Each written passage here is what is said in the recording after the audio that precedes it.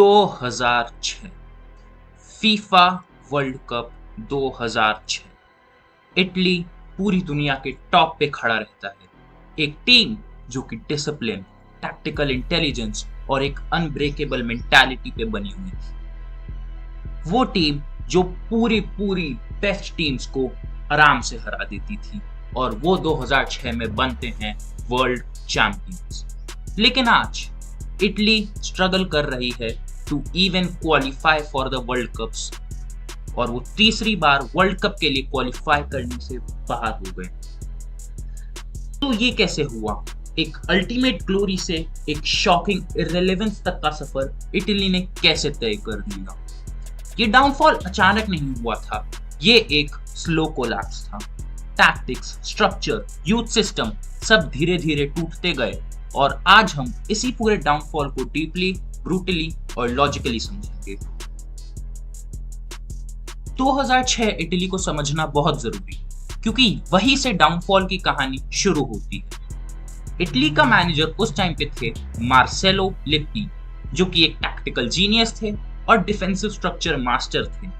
उनके core players थे जियानलुइजी बुफॉन, जो कि उस टाइम पे सबसे रिलायबल गोलकीपर थे, फैबियो कानावारो, एक बैलन डॉर विनर जिनने डिफेंसिव लीडरशिप संभाल के रखी थी, एंड्रिया पियर्लो जो कि एक टेम्पो कंट्रोलर थे और फ्रांसेस्को टॉटी जो एक क्रिएटिव इंजन की तरह काम करते थे। अगर हम टैक्टिकल आइडेंटिटी देखें मार्सेलो लिप्पी की, तो वो थी पहली डीप डिफेंसिव ब्लॉक, दूसरी परफेक्ट पोजीशनिंग, तीसरी काउंटर अटैकिंग एफिशिएंसी और चौथी set piece dominance. Italy fast नहीं थी लेकिन ऑर्गेनाइज्ड थी। इटली फ्लैशी नहीं थी लेकिन इफेक्टिव थी और उनकी जो सबसे बड़ी स्ट्रेंथ थी वो थी उनकी मेंटालिटी।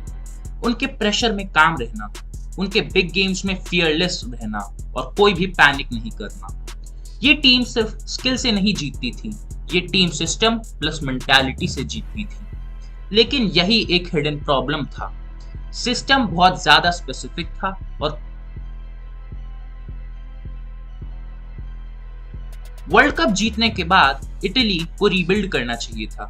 लेकिन क्यों? Issue 1, over reliance on same code. Old players continue करते रहे और न्यू टैलेंट को इंटीग्रेट नहीं किया गया। इसका रिजल्ट ये हुआ कि स्क्वाड में एजिंग होने लगी, पेस ड्रॉप हुई और फिजिकल डिक्लाइन आ गया। सक्सेस ने कॉम्प्लेसेंसी ला दी। हमारा सिस्टम काम करता है तो चेंज की कोई अर्जेंसी नहीं है। लेकिन प्रॉब्लम यह है कि फुटबॉल स्टैटिक नहीं है। जब इटली स्टैटिक थी तब यूरोप इवॉल्व कर रहा था। स्पेन में टिकी टाका का डोमिनेंस था, जर्मनी हाई प्रेसिंग रेवोल्यूशन ला रहा था और फ्रांस में एथलेटिक और फास्ट ट्रांजिशंस हो रहे थे। लेकिन इटली सेम फिलॉसफी पर था और यही से गैप शुरू हो गया था।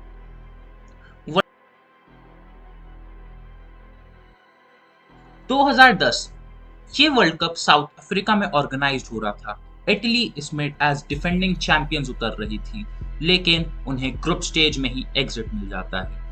इसका रीजन थे 3 पॉइंट्स: स्लो प्ले, कोई भी क्रिएटिविटी नहीं और कोई भी एनर्जी नहीं। ये था सबसे पहला शॉक। दूसरा आता है 2014 का वर्ल्ड कप जो कि ब्राजील में ऑर्गेनाइज था। वही सेम प्रॉब्लम्स रिपीट होती है और फिर से इटली ग्रुप स्टेज से एग्जिट ले लेती है। 2018 वर्ल्ड कप इटली क्वालिफाई भी नहीं कर पाती।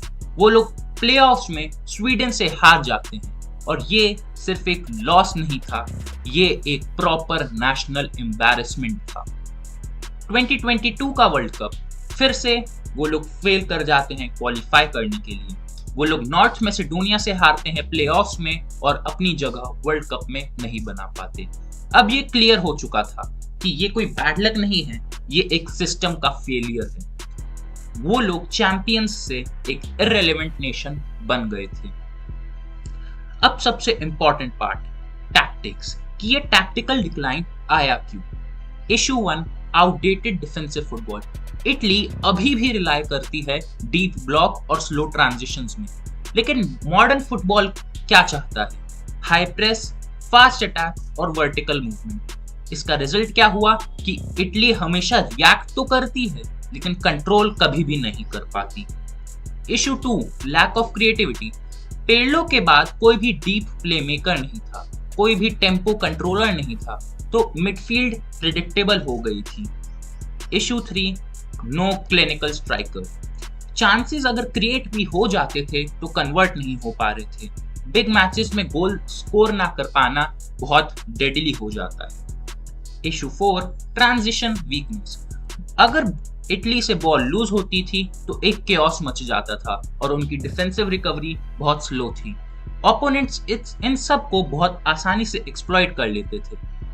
अगर मैं तुम लोग को एक लाइन में समझाऊं तो इटली का सिस्टम आउटडेटेड हो गया और अडेप्टेशन नहीं हुआ है। यूथ डेवलपमेंट क्राइसिस, जो कि इसका रूट कॉज है। सबसे पहला आता है वीक टैलेंट पाइपलाइन पे। अगर हम कंपेयर करें बाकी की कंट्रीज जैसे कि फ्रांस, जिसने अभी रिसेंट टाइम में एम्बापे, कामाविंगा, चुआमेनी, कोलमुआनी और इतने ग्रेट टैलेंट्स दिए हैं, इंग्लैंड जिसने बेलिंगहम, साका, कोल पाल्मर वर्ल्ड क्लास प्लेयर्स दिए हैं, लेकिन अगर हम इटली को देखें तो सिर्फ 1-2 वर्ल्ड क्लास यंगस्टर्स हमें अभी भी नजर आते हैं।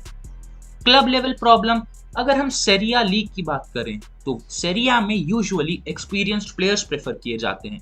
इसका सबसे बड़ा एग्जांपल है ल्यूका मॉड्रिच, अभी एसी मिलान रिसेंट ट्रांसफर लिया है, और यूथ को कम चांसेस दिए जाते हैं सेरिया में। इससे रिजल्ट ये होता है कि डेवलपमेंट स्लो होता है और कॉन्फिडेंस यूजुअली प्लेयर्स में नहीं पाया जाता है। अगर हम दूसरी एलीट नेशनल टीम्स की बात करें तो वो लोग ऐसी सिचुएशन में काम रहते हैं और गेम कंट्रोल करते हैं। इटली रिएक्ट तो करती है पर डोमिनेट नहीं करती है। उनकी मेंटल स्ट्रेंथ का ड्रॉप सीधे सीधे उनकी परफॉर्मेंस ड्रॉप में दिख जाता है। यूएफा यूरो 2020 विन के बाद सबको ऐसा लगा कि इटली इज बैक और उनका मैनेजर उस टाइम पे था रॉबर्टो मैंसिनी। लेकिन इस टूर्नामेंट में क्या काम कर गया? जो चीज काम की थी वो थी high pressing, fluid attack, team unity. लेकिन प्रॉब्लम ये है कि ये कोई लॉन्ग टर्म फिक्स नहीं था। रियलिटी अभी भी वही थी, कोर इश्यूज अनरिजॉल्व थे और स्क्वाड डेप्थ वीक थी। इसका रिजल्ट क्या हुआ? उनके वर्ल्ड कप फेलियर्स कंटिन्यू रहे। उनका यूरो विन पीक जरूर था, लेकिन इटालियन फुटबॉल का रिवाइवल बिल्कुल नहीं था। इटली का डाउनफॉल एक रीजन से नहीं हुआ, वो कई सारे रीजंस थे। Ageing core, tactical stagnation, weak youth system, mentality drop, और ये एक कंप्लीट सिस्टम का फेलियर था।